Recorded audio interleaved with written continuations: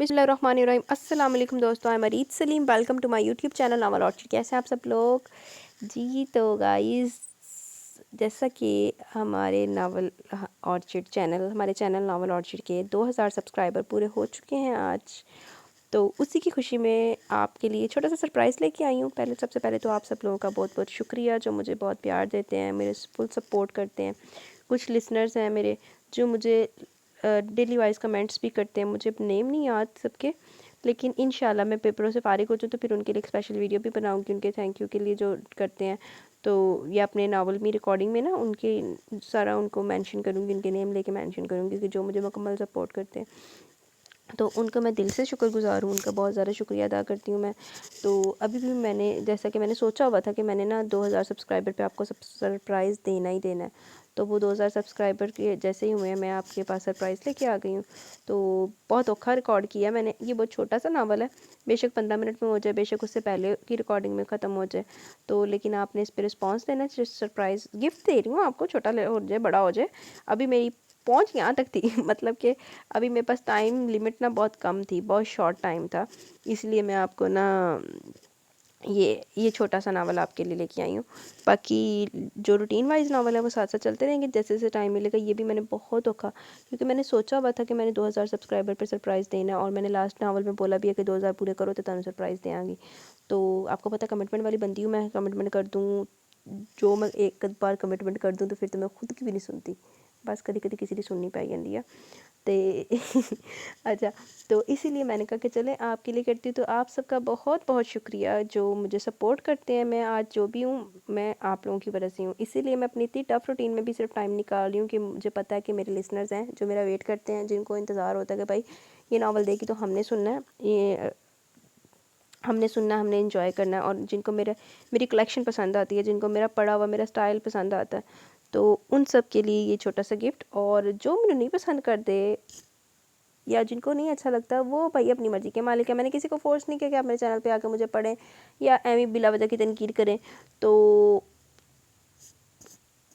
I don't care, मैंने परवाह ही नहीं है। जो अगर कोई बुरा बोलता है तो बोल ही जाए, मेरा की करना है।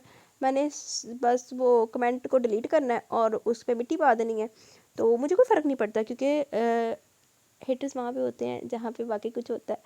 तो छोड़ो, बाकी मुझे उनकी मैं बहुत ज़्यादा शुक्रगुज़ार हूँ जिन्होंने मुझे सपोर्ट किया अब तक। अब जल्दी आगे भी आप लोग ऐसे सपोर्ट करते रहिएगा और हम लोग मज़े मज़े के नावल अपने चैनल पर रीड करते रहेंगे। बाकी जैसे कि मैंने आपको कहा कि जो हमारी रूटीन होगी सेट, वो आफ्टर माई एग्ज़ाम्स होगी। तो आपने क्या दुआ में याद रखना कि अल्लाह पाक मुझे कामयाबी अता फरमाए, ठीक है? तो आए पढ़ते हैं नावल महकती बहारें, कमरोश शौक या कमरोश अंबर का ये नावल है।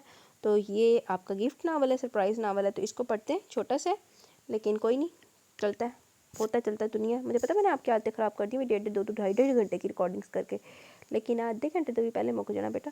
और आप लोग ना छोटे नावल पे रिस्पॉन्स नहीं देते, इस वजह से भी मुझे थोड़ा सा बुरा लगता है कि मेरा दिल नहीं करता फिर छोटे नावल देने को, लेकिन फिर कभी कभार मैं दे देती हूँ, जैसे सरप्राइज़ दे रही हूँ अभी। लेकिन जो मुझे बड़े नावल पे रिस्पॉन्स करते हैं वो मेरा छोटा नावल भी सुनेंगे, मुझे उन पर यकीन है। तो ये सिर्फ उन लोगों के लिए गिफ्ट है। तो आप लोग ना इसको सुनिएगा, अच्छा है नावल। कमरोश के सभी नावल बड़े ज़बरदस्त होते हैं, ठीक है? तो अपना रिस्पॉन्स भी दीजिएगा इंशाल्लाह। बाकी रूटीन वाला चलता रहेगा। और आए पढ़ते हैं अब महकती बहारें रिटन बाय कमरोश अंबर। बोलो, जवाब दो, आखिर कौन है वो लोग जिसके साथ तुम स्मगलिंग का सप्लाई का काम करती हो? क्या क्या नाम है इनके, और कौन कौन लोग इस धंधे में मुलव्वस हैं? जल्दी जल्दी इनके नाम दे बताओ, नाम पते बताओ। लेडी कांस्टेबल इसे बेदर्दी से झंझोड़ झंझोड़ कर अपनी भारी और तेज़ आवाज़ में से सवाल पे सवाल किए जा रही थी, मगर हर बार इसका एक ही जवाब होता है, मैं कुछ नहीं जानती, मुझे किसी के बारे में कुछ इल्म नहीं। आंसुओं की हिचकियों में पल पल इजाफा होता जा रहा था। रुखसार इस लेडी कांस्टेबल के भारी रोजदार चांटों से बिल्कुल ही सुर्ख हो गया था, मगर फिर भी इस चिल्लात लेडी कांस्टेबल को इस मासूम और नाजुक सी लड़की की बिखरती हालत पर ज़रा भी तरस नहीं आया। क्या हुआ, कुछ बोला इसने? वह सोमरू चलता हुआ वहीं आ ठहरा, जिसे देखकर लेडी कांस्टेबल फ़ौरन अलर्ट हो गई, जबकि वह सर झुकाए अपनी बदकिस्मती, अपनी बर्बादी पर रो रही थी। नो सर, कुछ नहीं बोलती है। ओके, आप हटिए। देखो लड़की, मैं ऑफिसर हूँ ज़रा दूसरे मजाज का। मुझे आधे घंटे के अंदर अंदर वो तमाम जवाब चाहिए जो तुमसे पूछे जा रहे हैं, वरना वो हाल करूँगा कि अपनी पहचान और शनाख्त याद नहीं रहेगी। बालों का गुच्छा नहायत बेदर्दी से पकड़कर ऊपर उठाया और इसकी सुर्ख और समंदर से भरी आंखों में बगौर झांका। सिर्फ आधा घंटा, बस झटके से बालों को अपनी मजबूत हथेली के शिकंजे में जकड़ा था, इससे कई गना झटके से छोड़ भी दिया कि नूर की गर्दन की तमाम हड्डियां छिंछला कर रह गईं। सर की रगें दर्द से फटने लगी थी। मगर इस ज़ालिम ऑफिसर्स को इन सबसे क्या सरोकार, वो तो बस अपने काम के पाबंद होते हैं। कोई पौन घंटे बाद सोमरू दोबारा इसी जगह है, मगर इसके साथ इसका दूसरा साथी भी जो इसी की तरह इंटेलिजेंट ऑफिसर था। हाँ भाई, सोच लिया? अब बोलो कौन है वो लोग जिनके लिए तुम ये स्मगलिंग सप्लाई का काम करती हो? क्या क्या नाम है इनके? जल्दी बोलो। तशद्दुद की भी हद हो गई थी। वही जवाब जब दोहराया गया तो सोमरू ने अपने भारी उंगलियों के निशाने इसके रुखसार पर सब्त कर दिया। रिलैक्स यार, ये कौन सा तरीका है? तुम आराम से मालूम करो। जवार वहीं खड़ा सब कुछ देख रहा था और इसे सोमरू को ये जारहाना अंदाज जाने नूर के साथ क्यों नागवार गुजरा। जवार, तुम इसके मासूम चेहरे पर मत जाना। ऐसे मासूम चेहरों के पीछे नहायत मकरूह और खिनौने चेहरे छुपे होते हैं। सोमरू ने बड़ी बुरी तरह इसके भीगे चेहरे को घूरा था। नूर की बर्दाश्त की हद होगी, जबत खो बैठी। वो अपना मजबूत रस्सियों में जकड़ा इसका नाजुक वजूद दुपट्टे से बेनियाज कपकपाता सरापा मच जाने का मुकाम था इसके लिए। जो लड़की घर की चारदीवारी से में भी खुद को चादर से ढांपे रखती थी, आज वो दो गैर महरम के सामने इस शय से आज़ाद थी। वो बेहोश हो गई थी। सर, आपके ऑफिस में कोई लेडी आई बैठी है, दूसरी लेडी कांस्टेबल ने आकर सोमरू को इत्तला दी। यार सोमरू, मैंने दुनिया देखी है, लोगों को परखने का हुनर जानता हूँ, और मैं तुझे इस बात की गारंटी देता हूँ कि ये लड़की नहायत ही मासूम और बेकसूर है। ये तो किस बुनियाद पर कह सकता है, जबकि होटल विलेज में हम दोनों ने ही इसे रंगे हाथों पकड़ा था? हो सकता है कि इसने किसी के दबाव में आकर किया हो, किसी ने ये सब करने पर मजबूर किया हो। ओ ज़बार, फॉरगेट इट। आजकल के दौर में कोई किसी के मजबूर नहीं होता किसी के लिए। सोमरू ने भरपूर अंदाज में ज़वार की नफ़ी की। दोनों एक साथ ऑफिस रूम में एंटर हुए, जहाँ एक अच्छी खासी मॉडर्न और खूबसूरत खातून इनकी मुंतज़िर थी। शक्ल जसामत के लिहाज से वो कोई 35 साल की तो होगी। जी मोहतरमा, फरमाइए, क्या खिदमत कर सकते हैं हम आपकी? सोमरू इसके सामने चेयर पर विराजमान हुआ, जबकि ज़वार की निगाह इस खातून पर सवालिया अंदाज में टिकी थी। मेरा नाम बल्कीस है, सनोबर की हमराज दोस्त।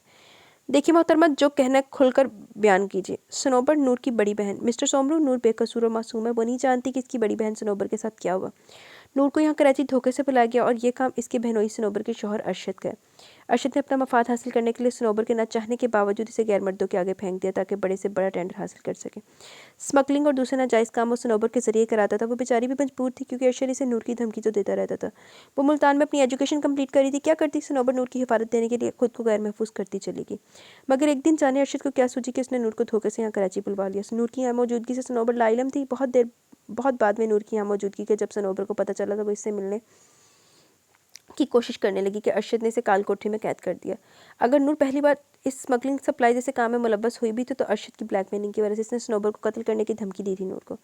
मगर मिस्टर सोमरू, नूर नहायत ही मासूम है। वो ज़माने की चालाकियों को नहीं समझती। हॉस्टल में रहती है ना, वहाँ सिर्फ वहाँ की दुनिया से वाकिफ़ है। एनीवेज, ये रहे अरशद के गुनाहों के सबूत। बल्कि इसने ग्रे फाइल सोमरू के आगे बढ़ा दी। एक बात और सनोबर, अब इस दुनिया में नहीं रही। ये बात आप खुद इसे बता दीजिएगा। बहुत अफसोस होता कि इतनी प्यारी लड़की हम जैसे गुनाहगारों की ज़द में फंस गई। बल्कि इस वहाँ से जा चुकी थी। क्यों, अब क्या कहते हो? नूर के बारे में सारी बात जानकर ज़वार को बहुत दुख हुआ। यही कि इंसान कत्लियों का पुतला है। एनीवेज, अरशद का तो मैं वो हाल करूँगा, वो 7 पुश्तें भी इसकी सजा से पनाह मांगेगी। ऐ अल्लाह, ते वो कुड़ी ने जिहड़ी चंडा मारियां उनका कौन हिसाब देगा? ज़वार नूर को अपने घर ले आया था। आखिर कौन था इस भरी दुनिया में इस बेचारी का? वो बिल्कुल अकेली और तनहा रह गई थी, और जब सनोबर की मौत का इल्म हुआ तो मज़ीद टूट कर बिखर कर रह गई। मगर ज़वार ने इसे अकेला और तनहा नहीं छोड़ा। ज़वार के 2 छोटे बच्चे भी इसका काफ़ी हद तक दिल बहल गया था।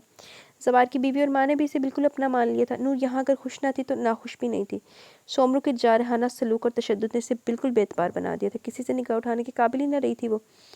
सोमरू ते एक चांडी मारी सी, बाकी सारा तशद्दुद उस मोटी चड़ेल ने किया सी। मतलब वो मोटी बहन सी जो थी यार, पुलिस कांस्टेबल थी, लेडी कांस्टेबल।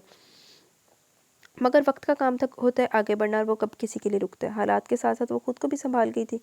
इस वक्त वो ज़वार के बच्चों के साथ लॉन में बैठी थी। गाड़ी बड़े से गेट में एंटर हुई। सोमरू को देखकर दोनों बच्चे दीवाना बार लपके। नूर अपनी गहरी सोचों के बायस लाइलम रही। निगाह सामने टिकी बोगनवेलिया पर थी। सूरज की ढलती किरणों पर चमकते इस चेहरे ने मुखालिफ को अपनी सिमत खींचने पर मजबूर कर दिया था। सोमरू जो मुनकर था इस सिनफ से, जाने इस पल क्या हुआ कि एक पल लगा था इसे नूर को अपना बना लेने में। इस बेखबर अपने आप से बेनियाज इस पैकर को अपना बना लेने की कसम खा बैठा था। चलो जी, एक नज़र च फ्लैट हो गया। चलो चंडा मार दिया सी, उदों ही फ्लैट हो जाता। तो चलो कुड़ी बच तो जाती चंडा तो।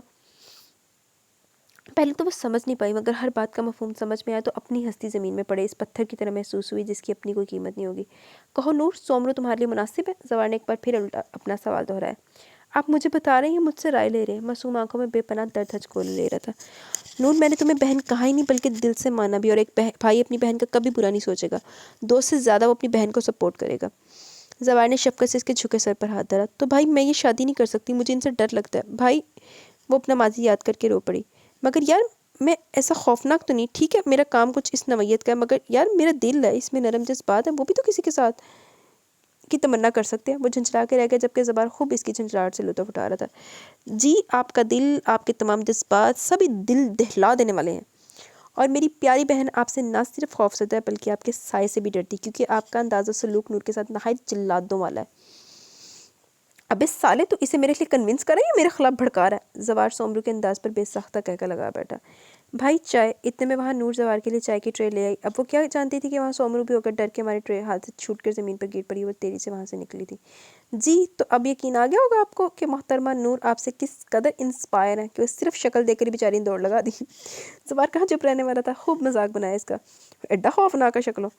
ये भी तो हो सकता है कि अदा शर्माने की हो। मान गए, अव्वल दर्जे की ढीठ वाक्य हुए। शादी तो मेरी इसी से होगी, अब चाहे मुझे कुछ भी करना पड़े, ये नूर मेरे ही आंगन में चमकेगा। अच्छा जी, कि दो चंडा होर मारन दा राधा कि मिन्नत तरले करना? सोच लो यार, अभी टाइम है तुम्हारे पास। क्या मैं अंदर आ सकता हूँ? वो बेड पर बैठी सर झुकाए अपने हाथों की लकीरें देख रही थी कि सोमरू चला है। वो घबरा कर खड़ी होगी। यार अगर तुम्हें छुपना ही तो मेरी आंखों में छिपो, मेरे दिल में, मेरी पनाहों में छिपो, मगर तुम तो मुझसे छिप रही हो। अब आप ऐसे क्या देख रही हो? अब ऐसे क्या देख रही हो? नूर के यकटक देखने पर चोटकी नूर ने चटपटाकर निगाहों का रुख फेर लिया। नूर मैं तुमसे शादी करना चाहता हूँ, सबने तुम्हें समझाया मगर तुम राजी नहीं हो, क्यों? वही पुलिस वाला सवाल नूर की जान पर बनाई। प्लीज़ आप ऐसा क्यों कर रहे हैं? अरे अभी तो मैंने कुछ किया ही नहीं। अंदाज जुमानी था। नूर गड़बड़ा के रह गई। और क्या अभी तो मैंने कुछ किया ही नहीं, क्योंकि तुम मुझे मौका ही नहीं दे रही हो। वो जो अंदर अंदर ही अंदर थर थर काँप रही थी, डर रही थी, एकदम चेहरा हाथों में ढांपे रो पड़ी। घबराने की बारी अब सोमरू की थी। अल्लाह, सोमरू ने तो हत्ता दे तोते कबूतर सारा कुछ छोड़ गया होना। नूर, नूर क्या बचपना ये? इसने दोनों हाथ चेहरे से हटाए। नहीं नहीं, मैं नहीं कर सकती आपसे शादी, डर लगता है मुझे आपसे। आखिर अंदर का डर लबों पर आ ही गया। सोमरू ने एक ही सांस भरी। क्यों नूर, क्यों डरती हो मुझसे? सिर्फ इसलिए कि मैंने तुम्हारे साथ वहशियाना सलूक रवा रखा। सोमरू ने इसके नाजुक शानों को थाम लिया। देखो नूर, हम पुलिस वाले ऐसे ही होते हैं, ईमानदार, अपने मुल्क की हिफाजत का बेड़ा उठाने वाले, और इस दौरान हमें अपने जज्बों को बीच में लाना ममनू है। तुम्हारे साथ भी जो कुछ हुआ वो सिर्फ मेरी जॉब थी, मजबूरी थी मेरी। तुम समझती क्यों नहीं हो? हाँ मैं गुस्से का बहुत तेज़ हूँ, मगर किसी को प्यार करना, किसी को चाहना भी तो मेरा हक है, और मैं तुम्हें दिलो जान से चाहने लगा हूँ। तुम्हें अपना बनाना चाहता हूँ। प्लीज़ नूर हाँ कर दो। नहायत चाहत से इसका चेहरा थामा था। हाँ नूर हाँ कर दो। एकदम सोमरू की पुश्त से किसी की आवाज़ उभरी। वो थी सोमरू की मम्मी। वो नूर के पास है डरी। नूर, मेरे बेटे ने बहुत मुश्किलों से कोई लड़की पसंद की और वो तुम हो। सोमरू की पसंद की मैं दाद देती हूँ कि इन्होंने वाकई कोई खूबसूरत लड़की पसंद की है। इन्होंने नूर की भीगी पलकें साफ की। हाँ इस बात की गारंटी मैं देती हूँ कि अगर इस नालायक ने शादी के बाद ज़रा भी तुमसे ऊंची आवाज़ में बात की या गुस्सा करने की कोशिश की या गुस्से से बात की, तो मैं सोमरू के सही से कान खींचूंगी। इन्होंने नूर को अपने हिसार में लिया। सोमरू, मुझे बाद में, पहले मुझे तुम प्यारी होगी। माथे पर हल्के से बुसा दिया। नूर भीगी आंखों से मैं धीरे से मुस्कुरा दी। इस दिलचस्प मंजर को सोमरू ने बड़े प्यार से तका था। क्यों भाई, लड़की राजी हुई या नहीं? जवार भी अपनी फैमिली समेत वहीं चला है। राजी? बल्कि बखुशी राजी है, और इससे पहले कि तुम मजीद मेरे होने वाले मिसेस को वर्गलाए, मैं कल ही बारात लेकर आ रहा हूँ। क्यों मम्मी? सोमरू ने मम्मी से कहने के बाद नूर को शरारत से देखा। हया से नूर की पलकें सजदा रेज होकर रह गई। महकती बहारों के मौसमों की आमद थी। नूरी ने बखुशी खुशामदीद कही गई। पूरे कमरे में सबकी मुस्कुराहटें, हंसी की गूंज थी। नूर को ये सब बहुत अच्छा लग रहा था। सोमरू के साथ से वो बहुत खुश थी। जवार की भाई जैसी मोहब्बत ने इसे पूरा एतमाद बना दी था। इसके अलावा वो जो और रिश्ते इसे कुदरत ने नवाजे थे, इस पर वो खुदा की शाकिर थे। ये तो गाइस कैसा लगा ये निक्कू सा नावल? अपनी राय का जरूर इज़हार कीजिएगा। अच्छा लगा, ये और बड़ा हो सकता था, लेकिन लेट दी मर्जी। लेकिन इतने में भी अच्छा था कि मतलब पढ़ के ये 15 मिनट वेस्ट नहीं हुए। 15 मिनट टाइम, मतलब कि ये नहीं कह सकते कि 15 मिनट ज़ाया हो गए। तो अच्छा था ये नावल। आपको कैसा लगा आप भी ज़रूर बताइएगा। लेकिन सोमरू नू यार कम अज़ कम ये तो उसको ऑप्शन देता ना नूर को कि यार नूर तू मैंने 2-4 चंडा तू ही मैंने मार ला, जी एक कदी मैं तेन मारी सी, तू बदला ले ला। यार बदला ले, बदले पे चाहिए था ना, बदला लेती वो। एक कदी चपेट तो मार ही देंदी। वैसे एक कदी चपेट मारते मारते नूर ने वैसे ही फोत हो जाना सी, मतलब उसने कुछ चपेट बज ही ना जाती। तो ये सब बातें चलती रहेंगी। एक दफ़ा फिर आप लोग का बहुत बहुत शुक्रिया कि आपने मुझे इस लेवल तक पहुंचाया है। इंशाल्लाह आप लोग मुझे आगे भी लेके जाएंगे, और ऐसे हम लोग मज़े मज़े के नावल पढ़ते रहेंगे इंजॉय कर करके। तो अब मुझे इजाज़त है, मैं कुछ पढ़ ला, मैं भी कोई अपनी दुनिया की फ़िक्र कर ला, कुछ पेपरां की फ़िक्र कर ला, आई मीन सो। और मैंने भी नूर को एक टाइम दिया हुआ है, ये सोमरू वाली को नहीं, वो मेरी फ्रेंड नूर को, तो उसके साथ मैं पढ़ लूँ थोड़ा सा। तो बाकी बेशक रात अपनी है लेकिन हुन एडी भी अपनी नहीं है। तो मुझे भी इजाज़त है, इंशाल्लाह जल्दी मिलेंगे। तब तक के लिए आप अपना बहुत सारा ख्याल रखें, दुआओं में याद रखें। ते होर की करना तुसी, होर दुआओं में याद रखें यार। और पिछले नावल पढ़ते रहे, लाइक करते रहे और कमेंट भी करते रहे।